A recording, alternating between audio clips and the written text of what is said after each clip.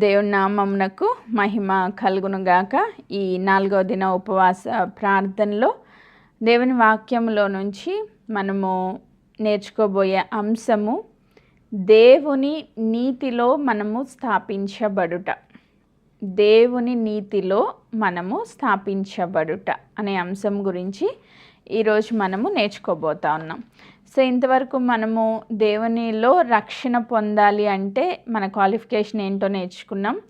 రక్షించబడిన వ్యక్తికి ఒక సూచన ఎక్కడ జరుగుతుందంటే మొట్టమొదటిగా అంతరంగంలో జరుగుతుంది. అది స్పిరిట్లో జరుగుతుంది, ఆత్మలో. ఆ ఆత్మ పరిశుద్ధాత్మ ద్వారా సంధించబడినప్పుడు అది మనము గ్రహించగలుగుతాము, ఆత్మస్వరాన్ని వినగలుగుతాము, ఖచ్చితంగా మనం దేవుని బిడ్డలుగా మార్చబడగలుగుతాం.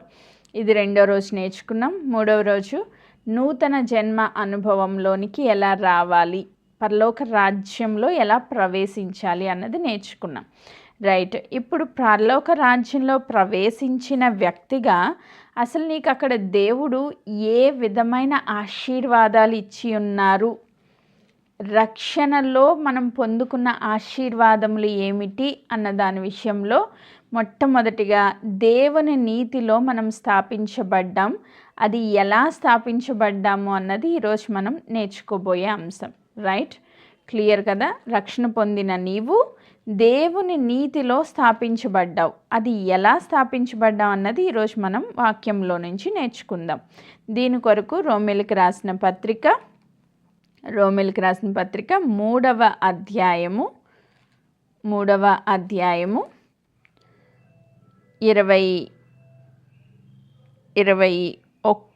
20 నుంచి చదువుతున్నాను. చూడండి, నేను 20వ వచనం నుంచి నేను చదువుతున్నాను. ఏలయనగా ధర్మశాస్త్ర సంబంధమైన క్రియల మూలంగా ఏ మనుష్యుడు ఆయన దృష్టికి నీతిమంతుడని తీర్చబడడు. ధర్మశాస్త్రం వలన పాపం అనగా ఎట్టిదో తెలియజేయబడుచున్నది. ఆమెన్. మనందరికీ తెలుసు, ధర్మశాస్త్రం అంటే పాత నిబంధన, ఓల్డ్ కవెనెంట్. సో ఆ ధర్మశాస్త్రంలో, మోషే గారికి ఇచ్చిన ధర్మశాస్త్రంలో దేవుడు 10 ఆజ్ఞలు కలిగిన పలకల్ని ఇచ్చారు. ఆ 10 ఆజ్ఞలు ఎందుకు ఇచ్చారంటే, నా బిడ్డలు ఈ ధర్మశాస్త్రానుసారంగా జీవిస్తే ఖచ్చితంగా నేను వారిని ఆశీర్వదిస్తాను అని చెప్పి ధర్మశాస్త్రాన్ని ఇంట్రడ్యూస్ చేశారు మోషే ద్వారా. అయితే ఈ ధర్మశాస్త్రం ఏమైందంటే మనుషులకు పాపము ఎట్టిదో గ్రహించడానికి మూలమైంది. రైట్, ధర్మశాస్త్రం రాకముందు వాడు హత్య చేస్తే అది తప్పు అని చెప్పడానికి ఏ విధమైన లా లేదు, ధర్మశాస్త్రం లేదు, ఆజ్ఞలు లేవు. సో అంతకు ముందు, మోషేకి ముందు తప్పు చేస్తే అది తప్పు అని చెప్పడానికి ఏ విధమైన బేస్ లేదు. కానీ ఎప్పుడైతే ధర్మశాస్త్రం వచ్చిందో, నువ్వు హత్య చేస్తే, నరహత్య చేస్తే పాపము అని, నువ్వు వేరే విగ్రహాన్ని కొలిస్తే అది పాపము అని, నువ్వు అబద్ధము చెప్తే పాపమని, నువ్వు వ్యభిచరిస్తే పాపమని, నువ్వు దేవుణ్ణి ఆరాధించకపోతే అది పాపమని ఎప్పుడు తెలిసింది? ధర్మశాస్త్రం వచ్చిన తర్వాత తెలిసింది. ఇప్పుడు ఈ ధర్మశాస్త్రం రావడం ద్వారా పాపం ఏంటో గ్రహించగలుగుతున్నాము, కానీ ఆ పాపం నుంచి మనం విడుదల పొందలేకపోతా ఉన్నాం. ఎందుకు? అదే రాస్తున్నారు ఇక్కడ 20వ వచనంలో. ధర్మశాస్త్ర సంబంధమైన క్రియల మూలంగా ఏ మనుష్యుడును ఆయన దృష్టికి నీతిమంతుడని తీర్చబడడు. ఎందుకు తీర్చబడ్డంటే 10 ఆజ్ఞల్లో ఏ ఆజ్ఞను మనం బ్రేక్ చేసినా మన లైఫ్ టైంలో, మన జీవితాంతంలో ఏ ఆజ్ఞ బ్రేక్ చేసినా వాళ్ళు దేవుని దృష్టిలో నీతిమంతులు కాదు. మరి అలా జీవించాలి అంటే మనుషుల తరం కానే కాదు. మన జీవిత కాలంలో ఏదో ఒక అబద్ధం చెప్తాం కదా, ఏదో ఒక రీతిగా తప్పు చేస్తాం, ఏదో ఒక రీతిగా సహోదరుడిని ఆశిస్తాం, ఏదో ఒక రీతిగా మనసులోన పాపం చేస్తాం, ఏదో సంథింగ్ ఒక్క రూలైనా మన లైఫ్ టైంలో బ్రేక్ చేస్తాం ఖచ్చితంగా. దాని ద్వారా మనం ఏం జరుగుతుంది?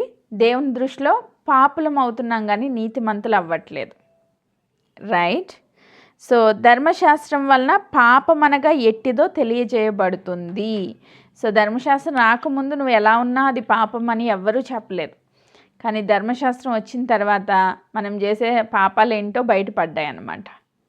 రైట్. 21వ వచనం, ఇట్లుండగా ధర్మశాస్త్రమునకు వేరుగా దేవుని నీతి బయలుపడుచున్నది, దానికి ధర్మశాస్త్రమును ప్రవక్తలను సాక్ష్యమిచ్చుచున్నారు.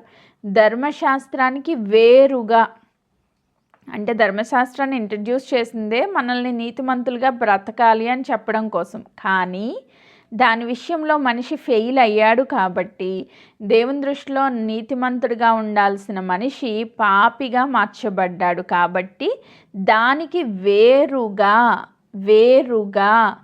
ఒక నీతి వచ్చిందంట. ఏంటా నీతి? 22వ వచనం, అది యేసుక్రీస్తు నందలి విశ్వాస మూలమైనదై నమ్మువారందరికీ కలుగు దేవుని నీతి అయి ఉన్నది. ఆమెన్. ఈరోజు మనము నీతిమంతులుగా ఎలా తీర్చబడుతున్నాం? ఇప్పుడు ధర్మశాస్త్రంలో ఉన్న రూల్స్ అన్నీ మనం ఫాలో అవ్వడం ద్వారా నీతిమంతులం అవ్వలేం, పాపులుగానే ఉంటున్నాం. అయితే మనము ఇప్పుడు నూతన నిబంధన ప్రజలుగా మనం నీతిమంతులుగా ఎలా తీర్చబడుతున్నామంటే యేసుక్రీస్తు నందలి విశ్వాస మూలమైనదై.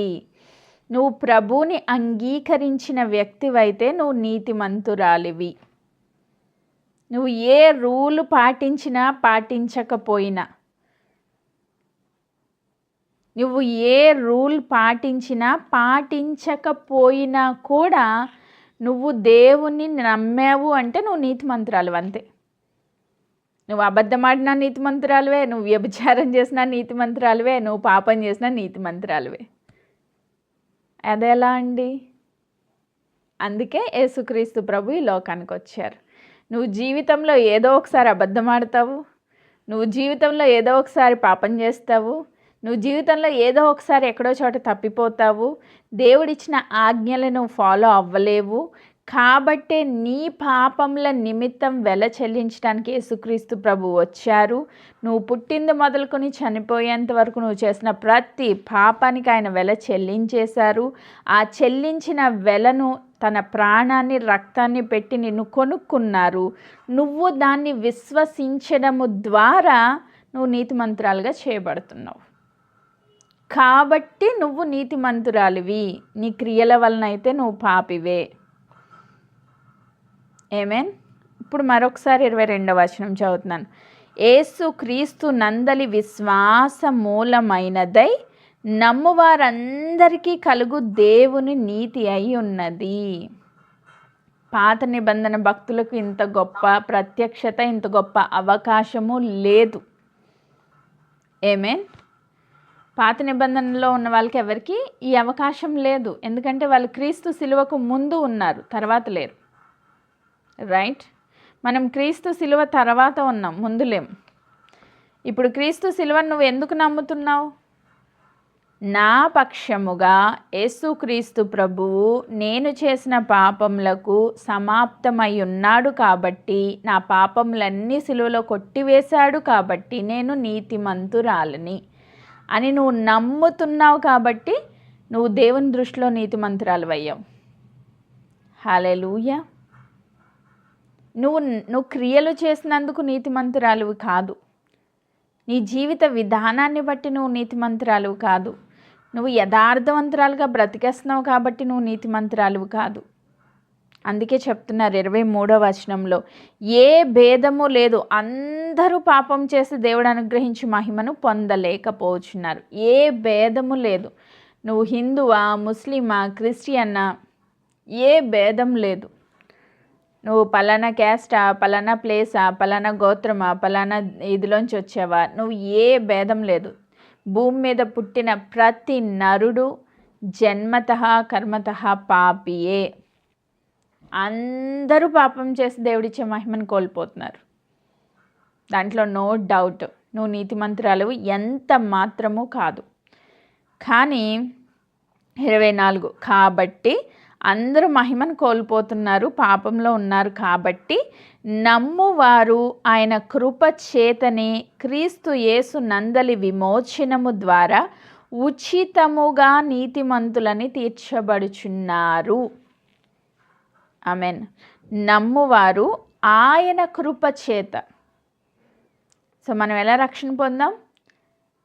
ఎఫెసీ పత్రికలో మనం చదివాం. ఆయన కృప చేత విశ్వాసము ద్వారా మనం రక్షణ పొందాం. హల్లెలూయా. ఈరోజు నువ్వు నమ్మడము ద్వారా ఆయన కృప చేత క్రీస్తు యేసు నందలి విమోచనము ద్వారా ఉచితముగా నీతిమంతురాలుగా తీర్చబడుతూ ఉన్నావు. ఉచితముగా. నువ్వు చేసిన క్రియలు ఏమీ లేవు ఇక్కడ. నువ్వు నీతిమంతురాలు అని దేవుడు చెప్తున్నారంటే దానికి నువ్వు చేసిన క్రియ ఏమీ లేదు. నువ్వు ఎంత ఘోర పాపివైనా సరే, యేసు క్రీస్తు ప్రభు గొప్ప దేవుడు, ఆయన రక్షకుడు, ఈ లోకంలో నా పాపాలకి సమాప్తం చేయడానికి ఆయన వచ్చాడు. ఆయన వెల చెల్లించాడు. ఆయన మృత్యుంజయుడిగా తిరిగి లేచాడు. ఆయన తండ్రి కుడి పార్శ్వం నా కొరకు విజ్ఞాపన చేస్తున్నాడు అని నువ్వు నమ్మితే చాలు, ఉచితముగా నువ్వు నీతిమంతురాలుగా తీర్చబడుతున్నావు. ఆమెన్. సో ఈరోజు ఇక్కడున్న ప్రతి ఒక్కరము నీతిమంతులమే. ఎందుకంటే అందరూ దేవుని యందు విశ్వాసం ఉంచే ఇక్కడికి వచ్చారని నేను నమ్ముతున్నాను. ఆమేన్. ఒకవేళ ఇంకా విశ్వాసంలో మనం స్థాపించబడకపోతే ఇదే అనుకూల సమయం, ఇదే రక్షణ దినం మీరు నమ్మేసేయండి. ఏమని? యేసు క్రీస్తు ప్రభువులో నేను నీతిమంతురాలను. ఇది మనం నమ్మాల్సిన విషయం. ఆమేన్. 26వ వచనం, 25వ వచనం. పూర్వము చేయబడిన పాపములను దేవుడు తన ఓరిమి వలన ఉపేక్షించినందున ఆయన తన నీతి కనపరచవలెనని క్రీస్తు యేసు రక్తమునందలి విశ్వాసము ద్వారా ఆయనను కరుణాధారముగా బయలుపరిచెను. పూర్వం అంతా దేవుడు ఏం చేశారంట? ఓపిక పట్టారంట. పాపాలు చేసి చేసి చేసి ఆదాము మొదలుకొని యేసుక్రీస్తు ప్రభు సిలువ వరకు అన్ని పాపాలు చూస్తూనే ఉన్నారు. దేవుడు చూస్తూనే ఉన్నారు. మనం ఒక రోజు చూస్తాం, 2 రోజులు చూస్తాం, 3వ రోజు చెప్పిన తప్పే చేయొద్దన్న చెప్పే చేస్తూ ఉన్నారనుకో పిల్లలు, ఏం చేస్తాం? ఓపిక పడతామా? 2 తగిలిస్తాం వాడు మారాలని. కానీ దేవుడు అలాంటి దేవుడు కాదు. మన దేవుడు చాలా మంచి దేవుడు. ఆయన ప్రేమామయుడు. ఓపిక పడతా వచ్చాడంట. పూర్వం ఉన్న పాపాలు ఓపిక పట్టాడు. భవిష్యత్తులో రాబోయే పాపాల కోసం ఆయన కరుణ ఆధార బలిగా ఈ లోకములోనికి ఆయన అనుగ్రహింపబడ్డారు. ఆమేన్. సో యేసుక్రీస్తు రక్తము నందలి విశ్వాసము ద్వారా ప్రతి పాపానికి రక్త బలి అవసరం. ఆమేన్. అది ఎలాంటి రక్తమై ఉండాలి? నిర్దోషమైన రక్తమై ఉండాలి. నిర్దోషమైన రక్తము బలిగా అర్పించి మనందరినీ ఆయన ఏం చేశారంట? నీతిమంతులుగా విమోచించారు. ఆమేన్. పాపం నుంచి విమోచించి నీతిమంతులుగా తీర్చారు. హల్లెలూయా. సో ఈ కార్యాన్ని మనం విశ్వసిస్తే చాలు. అదే చెప్తున్నారు. దేవుడు అప్పటి కాలమందు తన నీతిని కనపరచు నిమిత్తం తాను నీతిమంతుడును యేసునందు విశ్వాసము గల వాళ్ళని నీతిమంతులుగా తీర్చువాడినై ఉండుటకు ఆయన అలాగు చేసెను. ఎలా చేశారు? తన అద్వితీయ కుమారుని లోకంలోనికి పంపించి ఆయన రక్తము ద్వారా, రక్తమునందలి విశ్వాసము ద్వారా మనందరినీ నీతిమంతులుగా తీర్చారు. ఇది మనము హృదయపూర్వకంగా నమ్మాలి.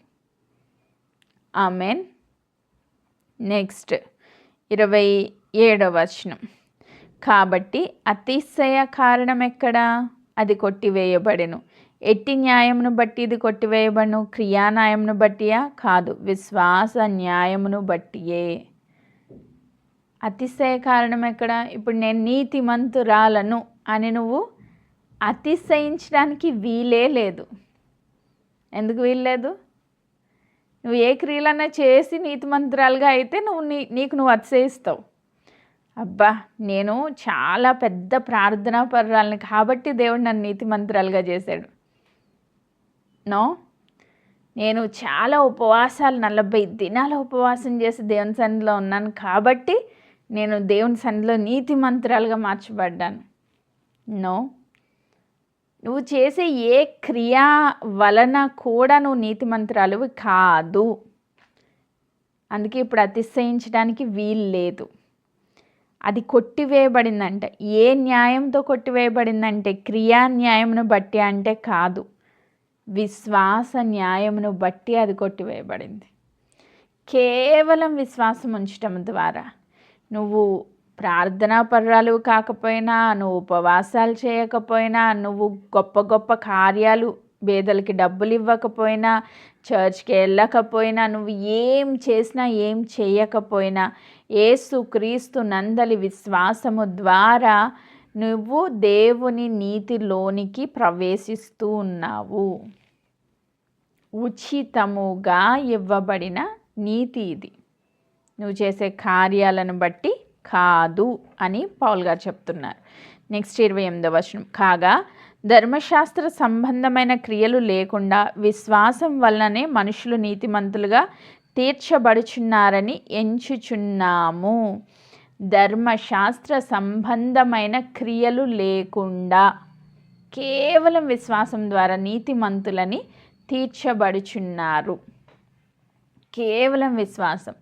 ఎందుకు ఇన్నిసార్లు పౌలు గారు రాస్తున్నారంటే, మనందరి జీవితాల్లో కొన్ని తప్పులు చేస్తూ ఉంటాం. మనం ఏం తప్పు చేస్తామంటే, బేసిక్గా చేసే మిస్టేక్, ఇప్పుడు మనకి ఏదైనా కార్యం జరగాలి, ఏమైనా కార్యం ఫర్ ఎగ్జాంపుల్ దేవుని ద్వారా నేను ఆశీర్వదించబడాలి అని ఆశపడుతున్నాను. అప్పుడు మనం ఏం చేస్తాం, నేను ఇది వరకు నేను ఫాలో అయ్యాను, నా మిస్టేక్స్ కూడా దేవుడు నాకు తెలియచేస్తూ వచ్చారు, అందుకే నేను వీటి ద్వారా మీకు అర్థం అవ్వడానికి చెప్తా ఉన్నాను. నేను అనుకునేదాన్ని ఏ కార్యం జరగాలన్నా 3 రోజులు ఉపవాసం ఉండి ప్రార్థన చేస్తే జరిగిపోద్ది. ఇది చెప్పాను కూడా కొంతమందికి, నేను చేశాను, చెప్పాను, జరిగిపోద్ది ఖచ్చితంగా. ఎందుకంటే ఎస్తేరు ఉపవాసం చేసింది కదా. నా వివాహ విషయంలో మేము అట్లనే చేసాం, దేవుడు కార్యం చేశారు అని చెప్పాను. ఆ సాక్ష్యాన్ని కూడా నేను చాలా చోట్ల చెప్పాను. అయితే ఇప్పుడు నాకు అర్థమైంది ఏంటంటే, నీ క్రియల ద్వారా దేవుడు నీకు కార్యం చేయడం లేదు.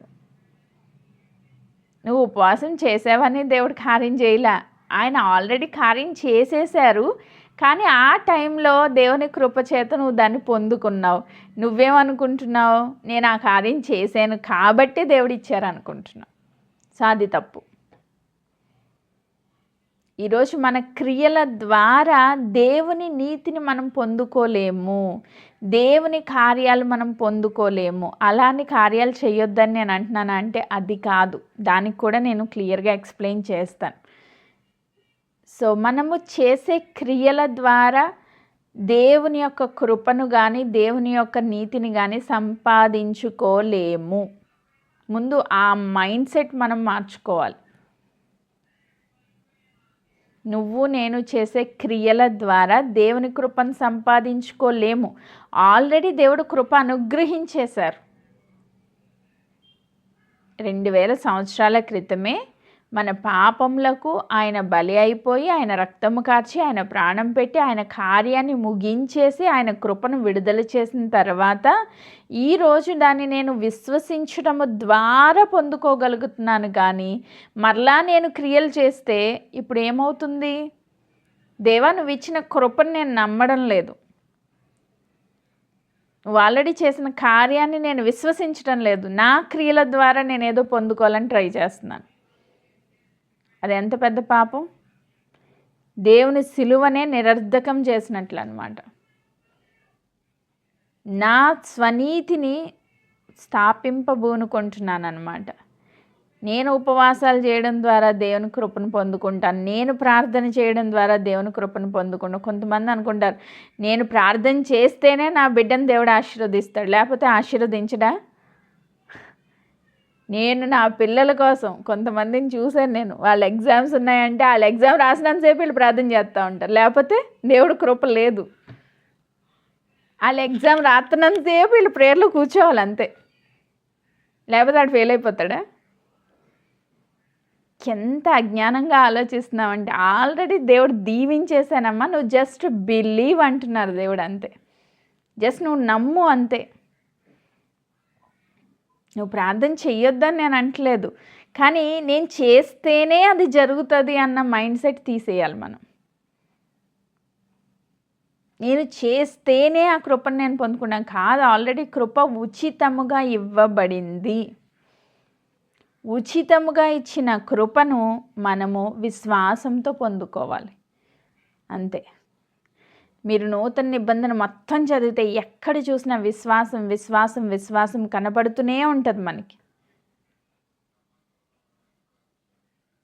ఎందుకు విశ్వాసం కనిపిస్తుంది అంటే విశ్వాసమే కార్యానికి మూలము కాబట్టి. నీ క్రియలు మూలము కాదు, నా క్రియలు మూలము కాదు.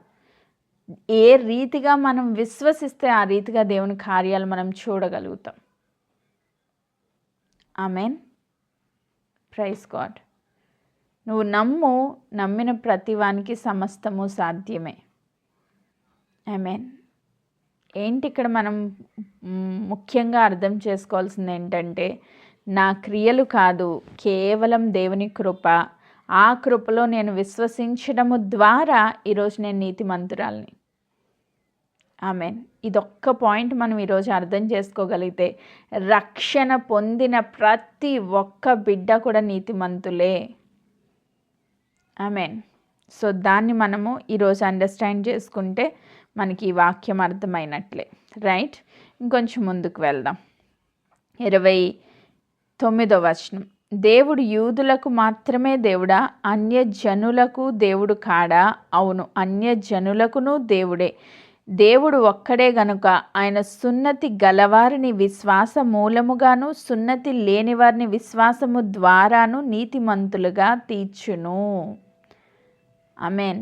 యూదులు ఒక్కడికే దేవుడా అంటే పాత నిబంధనలో యూదులు ఒక్కరికే దేవుడు. అసలు పేతురు దగ్గరికి వచ్చేసరికి నూతన నిబంధనకు వచ్చాక కూడా పేతురు కొర్నేలు ఇంటికి వెళ్ళడానికి ఇష్టపడాడు ఆయన. ఎందుకంటే వాళ్ళు అన్యులతో సాంగత్యం చేయడం యూదునికి తగదు. సమరయ స్త్రీ దగ్గరికి కూడా మనం చూస్తాం, అయ్యా మేము సమరయలం, మీరు యూదులు, మాతో మీరు మాట్లాడకూడదు కదా అంటది. ఓల్డ్ టెస్టిమెంట్లో యూదులకి మాత్రమే దేవుడు యెహోవా దేవుడు. ఎందుకంటే ఆయన్ని ఎన్నుకున్నారు కాబట్టి, ఆ గోత్రాన్ని యూదుల్ని దేవుడు ఎన్నుకున్నారు, ఇశ్రాయేలు ప్రజలను ఎన్నుకున్నారు కాబట్టి. కానీ నూతన నిబంధనలోకి వచ్చేసరికి అన్యులకు కూడా దేవుడే ఆయన. హల్లెలూయా. ఎలా దేవుడయ్యాడు? యూదులు విశ్వాస మూలముగా దేవుని యొక్క నీతిలో స్థాపించబడుతున్నారు, అన్యులు విశ్వాసము ద్వారా ఎంటర్ అవుతున్నారు. వాళ్ళకి విశ్వాసమే, మనకి విశ్వాసమే. వాళ్ళు ఏం చేస్తారు? విశ్వాసము మూలముగా సున్నతి కార్యక్రమాన్ని చేసి వాళ్ళు దేవుణ్ణి సమీపిస్తారు. మనం ఏ క్రియలు లేకుండా విశ్వాసము ద్వారా సమీపిస్తూ ఉన్నాం. ఆమెన్. ఇద్దరికీ కూడా విశ్వాసమే బేస్. ఆమెన్. Praise God. అదే చెప్తున్నారు ఇక్కడ 30వ వచనం. దేవుడు ఒక్కడే గనుక ఆయన సున్నతి గలవారిని విశ్వాసమూలముగా సున్నతి లేని వారిని విశ్వాసము ద్వారా నీతిమంతులుగా తీర్చును. విశ్వాసం ద్వారా ధర్మశాస్త్రమును నిరర్ధకం చేయుచున్నామా? అట్లనరాదు, ధర్మశాస్త్రమును స్థిరపరచుచున్నాము. సో దీనిలో మనం అర్థం చేసుకోవాల్సిన ఒకే ఒక పాయింట్ ఏంటంటే యేసు క్రీస్తు ప్రభు ఈ లోకంలోనికి వచ్చినప్పుడు ఆయన ధర్మశాస్త్ర ప్రకారముగా చేయవలసిన ప్రతి కార్యాన్ని చేసేసాడు. ఆయన ప్రతి కార్యము ఆయన చేసి ముగించేశాడు.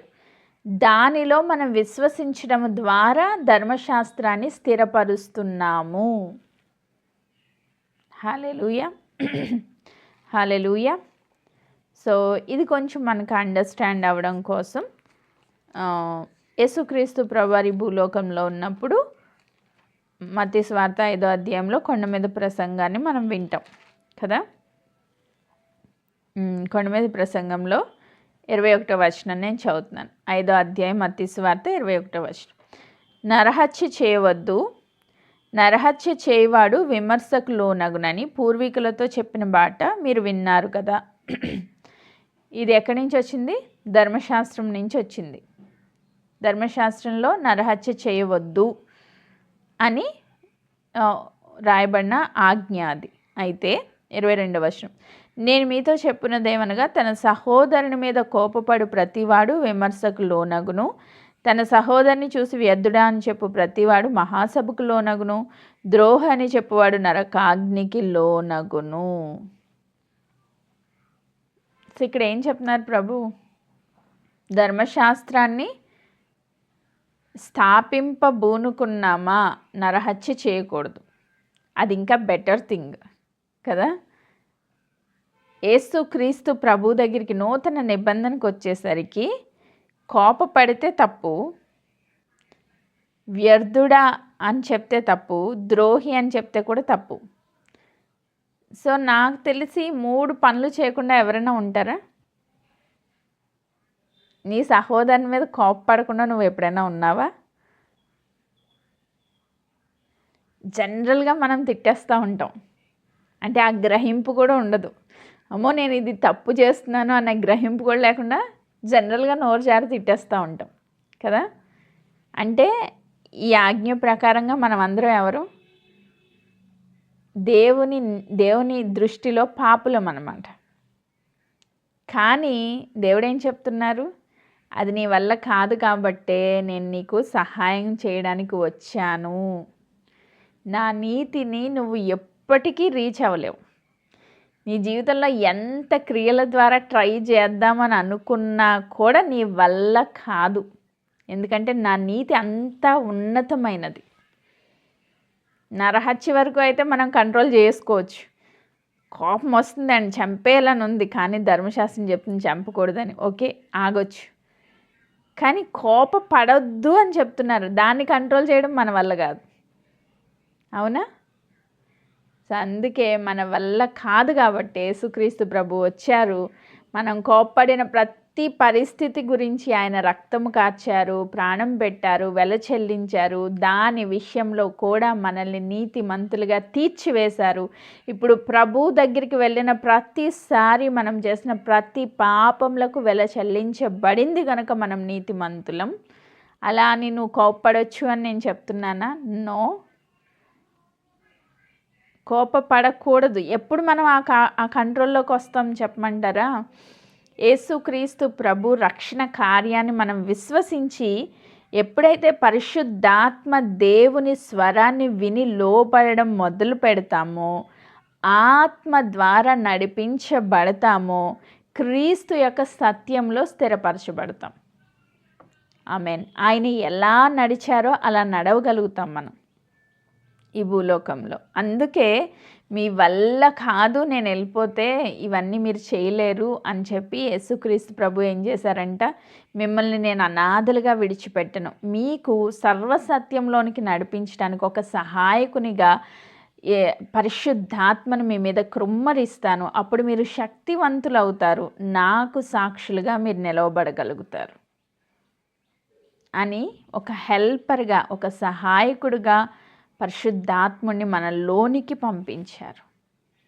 ఇప్పుడు కోప్పడకూడదు అంటే ఎక్కడ కార్యం జరగాలి? అంతరంగంలో కార్యం జరగాలి. ఏమేన్? ఎక్కడి నుంచి వస్తుంది కోపం? మన మనసులోంచి వస్తుంది. సో దానికి కూడా నేను సొల్యూషన్ చెప్తాను. అది కూడా చాలా పెద్ద ఏంటంటారు ఒక సెర్మన్. సో ఎట్లా కంట్రోలింగ్లోకి రావాలి అని అది మనం నేర్చుకుందాం, ముందు నేర్చుకుందాం. సో ఈరోజు మనం నేర్చుకోవాల్సింది, మనం క్రియల ద్వారా దేవుని దృష్టిలో నీతిమంతులుగా జీవించటం అసాధ్యము. కాబట్టి యేసుక్రీస్తు ప్రభు ఈ లోకంలోనికి వచ్చి ఏం చేశారంట? మనల్ని నీతిమంతులుగా తీర్చారు. రోమేలకు రాసిన పత్రిక 10వ అధ్యాయం ఈ మాట చదువుకుందాం. రోమా పత్రిక 10వ అధ్యాయం 4వ వచనాన్ని నేను చదువుతున్నాను. విశ్వసించు ప్రతి వానికి నీతి కలుగుటకై క్రీస్తు ధర్మశాస్త్రమునకు సమాప్తి అయి ఉన్నాడు. విశ్వసించు ప్రతి వానికి నీతి కలుగుటకై క్రీస్తు ధర్మశాస్త్రమునకు సమాప్తి అయి ఉన్నాడు. ఆమేన్. ధర్మశాస్త్రం ఏమేమైతే చెప్పిందో అవన్నీ చేసేసి దేవుడు ముగించేశారు. ఎందుకు? ప్రభువుని విశ్వసించిన ప్రతి ఒక్కరికి నీతి ఆరోపించడానికి. ఆమేన్. ఈరోజు నువ్వు నీతిమంతురాలివి అని చెప్పడానికి నువ్వు చేయాల్సింది ఒకే ఒక్క పని, ప్రభువుని విశ్వసించడం. ఆమేన్, ప్రైజ్ గాడ్. ఇంకొక మాట చదువుతున్నాను. గలతీయులకు రాసిన పత్రిక 2వ అధ్యాయము 16వ వచనం. గలతీయులకు రాసిన పత్రిక 2వ అధ్యాయము 16వ వచనం. మనము జన్మ వలన యూదులమే గాని అన్యజనులో చేరిన పాపులము కాము. మనుష్యుడు యేసు క్రీస్తు నందలి విశ్వాసం వలననే గాని ధర్మశాస్త్ర సంబంధమైన క్రియల మూలంగా నీతిమంతుడని ఎంచబడని ఎరిగి మనమును ధర్మశాస్త్ర సంబంధమైన క్రియల మూలంగా కాక క్రీస్తు నందలి విశ్వాస మూలమునే నీతిమంతులని తీర్చబడుటకై యేసు క్రీస్తు నందు విశ్వసించి ఉన్నాము. ధర్మశాస్త్ర సంబంధమైన క్రియల మూలమున ఏ శరీరియు నీతిమంతుడని తీర్చబడడు కదా. ఆమేన్. సో ఇక్కడ పౌల్ గారు చెప్తున్నారు, ఎవరితో మాట్లాడుతున్నారంటే పేతురు గారితో మాట్లాడుతున్నారు. పౌల్ ఏమని చెప్తున్నారు? మనందరం యూదులమే, కానీ యూదులైనంత మాత్రాన మనము నీతిమంతులము కాదు. యేసుక్రీస్తునందు విశ్వాసం ఉంచటము ద్వారానే మనము కూడా నీతిమంతులం అవుతున్నాము అని చెప్తున్నారు. ఇప్పుడు అబ్రహాము క్రీస్తులో విశ్వసించటం ద్వారానే నీతిమంతుడిగా తీర్చబడ్డాడు. దావీదు, యోసేపు, ఈ పాత నిబంధన భక్తులందరూ కూడా క్రీస్తునందు విశ్వసించడము ద్వారానే నీతిమంతులుగా తీర్చబడుతున్నారు. అందుకే వాళ్ళని ప్యారడైస్లో పెట్టారు దేవుడు. వాళ్ళు పరలోకానికి వెళ్ళలే, ఇంకా వాళ్ళు ఎక్కడున్నారు? పరదైసులో ఉన్నారు. పరదైసులో ఎందుకున్నారంటే క్రీస్తుతో పాటు మనం రాకుండా వాళ్ళు సంపూర్ణులు కాదంట. హల్లెలూయా. వాళ్ళు చక్కగా చనిపోయారు, తిరిగి లేచి వాళ్ళు పరలోకానికి వెళ్ళిపోవచ్చు, కానీ వెళ్ళరు. ఎందుకు వెళ్ళరు? వాళ్ళ గురించి క్రీస్తు అప్పుడు చనిపోలేదు, ఇంకా వాళ్ళు క్రీస్తుకు ముందు ఉన్నారు, మనం క్రీస్తు తర్వాత ఉన్నాం. అందరం కలిసి ఒకేసారి యేసు క్రీస్తు ద్వారానే తండ్రి వద్దకు చేరుకోగలము. అందుకే ప్రభు చెప్తారు, నేనే మార్గం, నేనే సత్యం, నేనే జీవం, నా ద్వారా తప్ప ఎవడు తండ్రి వద్దకు చేరలేడు. ఆమేన్. సో ఆయన ద్వారానే వాళ్ళు కూడా వెళ్ళాలి, ఆయన ద్వారానే మనం కూడా వెళ్ళాలి. కాబట్టి వాళ్ళు మన కోసం వెయిట్ చేస్తున్నారు. హల్లెలూయా. సో యూదులైనా, గ్రీసు దేశస్థులైనా, అన్యులైనా ఎవరైనా ప్రభునందు విశ్వాసం ఉంచడం ద్వారానే నీతిమంతులుగా తీర్చబడుతున్నారు. ఆమేన్. సో ఇది మనము క్లియర్గా అర్థం చేసుకుంటే, ఈరోజు నిన్ను ఎవరైనా వచ్చి పాపి అన్నారనుకోండి, నో, నువ్వేం చెప్పాలి? నేను క్రీస్తులో నీతిమంతురాలను అని చెప్పి దాన్ని, ఆ స్టేట్మెంట్ని అసలు యాక్సెప్ట్ చేయడానికి వీలు లేదు. ఆమేన్. సో దీని గురించి ఇంకొక మాట చదువుతా. యెషయా గ్రంథము 54వ అధ్యాయము. యెషయా గ్రంథం 54వ అధ్యాయం. యెషయా భక్తుని ద్వారా ప్రవచన రీతిగా జరగబోయే దాన్ని ముందుగా రాయించిన మాట. 54వ అధ్యాయం 14వ వచనం. నీవు నీతి గల దానివై స్థాపింపబడుదువు. ఎప్పుడు? మనము యేసుక్రీస్తు ప్రభు నామమందు విశ్వాసం ఉంచినప్పుడు నీవు నీతి గల దానివై స్థాపింపబడుదువు. నీవు భయపడనక్కరలేదు. బాధించేవారు నీకు దూరముగా నుందురు, భీతి నీకు దూరముగా ఉండును, అది నీ దగ్గరకు రానే రాదు. ఈరోజు చాలామంది నిరాశలో ఉన్నారు, చాలామంది దుఃఖములో ఉన్నారు, కృంగుదలలో ఉన్నారు, బాధపడుతున్నారు. ఎందుకు బాధపడుతున్నారు చెప్పమంటారా? చాలామంది ఇప్పుడు భర్త తిట్టాడు అనుకోండి, అనుకుందాం కాసేపు, నీ అంత అజ్ఞాని ఎవరు లేరు. అంటే కొంచెం నేను మంచి వర్డ్స్లో చెప్తున్నాను, వాళ్ళు యూజ్ చేసే వర్డ్స్ ఇంకా డిఫరెంట్గా ఉంటాయి. నీ అంత అజ్ఞాని ఎవరు లేరు, నీ వల్లనే నా జీవితం నాశనం అయిపోయింది, సంథింగ్ కొన్ని గొడవలు అయినప్పుడు కొన్ని మాటలు అంటారు. ఈ మాటలు వీళ్ళకి ఎలా ఉంటుందంటే తీసేసుకుంటాం మనం, తెలియదు కదా, అజ్ఞానం కదా. అవునా, నా వల్లే ఈ జీవితం నాశనం అయిపోయిందా, నా వల్లే ఈ కుటుంబం నాశనం అయిపోయింది, నా వల్లే పిల్లలు నాశనం అయిపోతున్నారు అంటే నేను వేస్ట్ ఫెలోని అని మనం ఫిక్స్ అయిపోతాం అన్నమాట. ఇంకా అక్కడి నుంచి చూడాలి డిప్రెషన్, కృంగుదల, నిరాశ, ఎందుకు బ్రతుకుతున్నాను నేను, అసలు ఎందుకు పుట్టాను అన్న దగ్గరికి వెళ్ళిపోద్ది మన ఆలోచన. ఇంక ఇప్పటి నుంచి సాతాను ఆడుకుంటాడు మనతో. ఏమని? నీ అంత వేస్ట్ ఎవరు లేరు, నువ్వు బ్రతకడం అనవసరం, నువ్వు చనిపోతే బెస్ట్ అంటాడు అనమాట. ఇప్పుడు ఆ థాట్ని మనం ఎంత సీరియస్గా తీసుకుంటామంటే ఎస్ నేను వ్యర్థురాల్ని అని బాగా నమ్మేస్తాం మనం. ఇదంతా ఎవరు చెప్తున్నారు? సాతాను చెప్తున్నాడు నీతో. కానీ దేవుడు ఏం చెప్తున్నారు? సత్యం మనల్ని స్వతంత్రులుగా చేస్తుందంటే సత్యం ఏంటి? నువ్వు నీతిమంతురాలవి, నువ్వు దేవుని కుమార్తెవి, నీ ద్వారా నేను ఈ లోకమునకు వచ్చి నీ ద్వారా నా మహిమని లోకానికి నేను చూపించాలనుకుంటున్నాను. నువ్వు క్రీస్తులో నీతిమంతురాలుగా స్థాపింపబడి ఉన్నావు. ఇది సత్యం.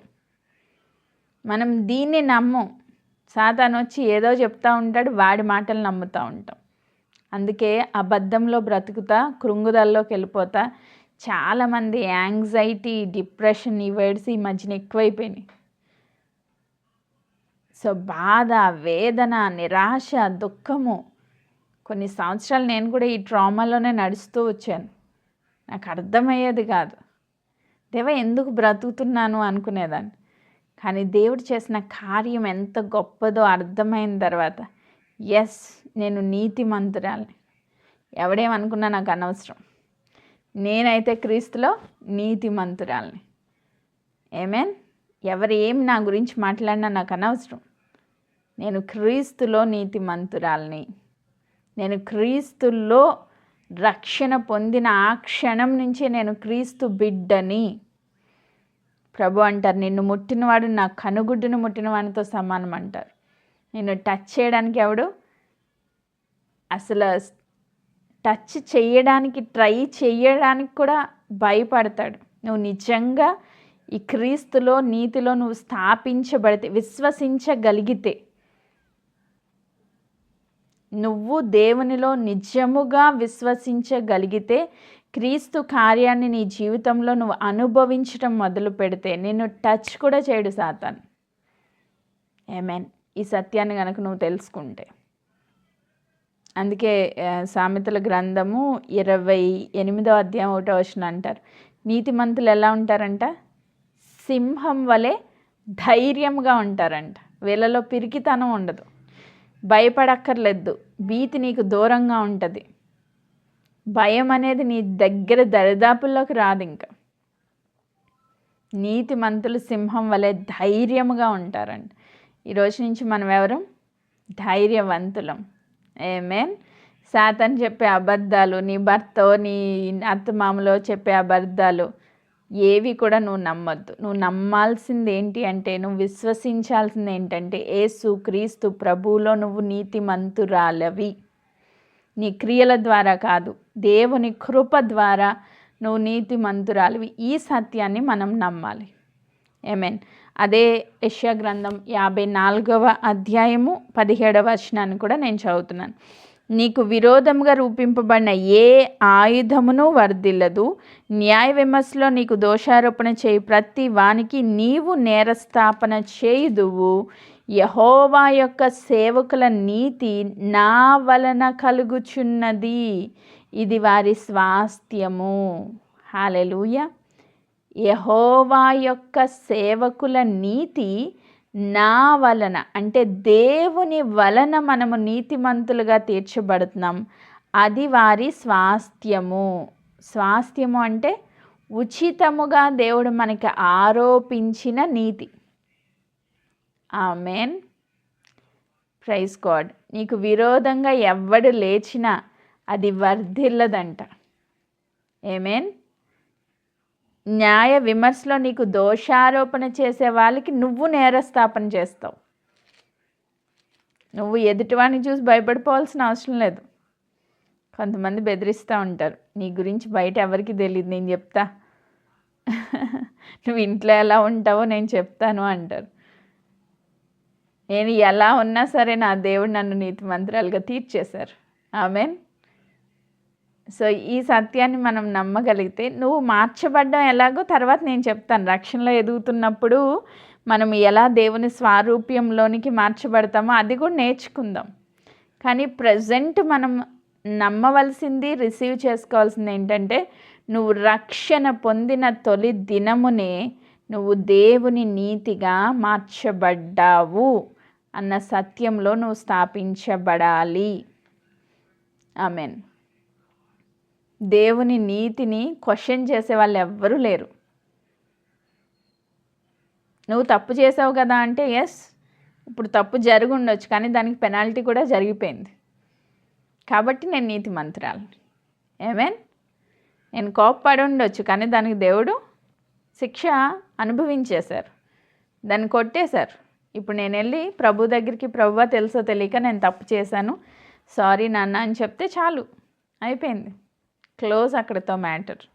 సో దానికి వరకు మనం మళ్ళీ డిప్రెషన్లోకి పోయి అయ్యో దేవుడు నన్ను క్షమిస్తాడో లేదో, దేవుడు ఈ పాపాన్ని క్షమిస్తాడో లేదో, ఆల్రెడీ క్షమించేశాను అని దేవుడు చెప్తున్నాడు. ఇక మళ్ళీ దాని గురించి మనం ఆలోచించాల్సిన అవసరం ఏం లేదు. ధైర్యముగా దేవుని కృపాసనం యొద్దకెళ్ళి అబ్బా తండ్రి అని మొర్ర పెట్టడానికి దేవుడు మనకి దత్తపుత్రాత్మని ఇచ్చి ఉన్నారు. ఆమెన్. ఎందుకు? మనం నీతిమంతులము కనుక దేవుని సన్నిధిలోనికి సమీపించగలుగుతున్నాం. ఒకవేళ నువ్వు ఇంకా పాపములో ఉన్నావు అని అంటే దేవుని సన్నిధికి వెళ్ళే అర్హత మన ఎవ్వరికీ లేదు. ఎలాంటి స్థితిలో ఉన్న వాళ్ళైనా మనం దేవుని దగ్గరికి ధైర్యంగా వెళ్ళగలుగుతున్నామంటే కేవలం మనం నీతిమంతులం కాబట్టి. ఎలా? ఆయన కార్యాన్ని బట్టి, ఆయన కృపను బట్టి, ఆయన చేసిన శిలువ త్యాగాన్ని బట్టి మనం నీతిమంతులం. ఆమెన్. ఈ సత్యంలో ప్రతి ఒక్కరూ స్థాపించబడి ఇది మొదలుకొని నేను పాపిని అన్న ఆ ఆలోచనని కంప్లీట్గా తుడిచివేసి క్రీస్తులో నేను నీతిమంతురాల్ని అన్న సత్యంలో స్థాపించబడి స్థిరపరచబడుదుము గాక. ఈ వాక్య భాగమును దేవుడు దీవించును గాక. ఆమెన్. Praise God.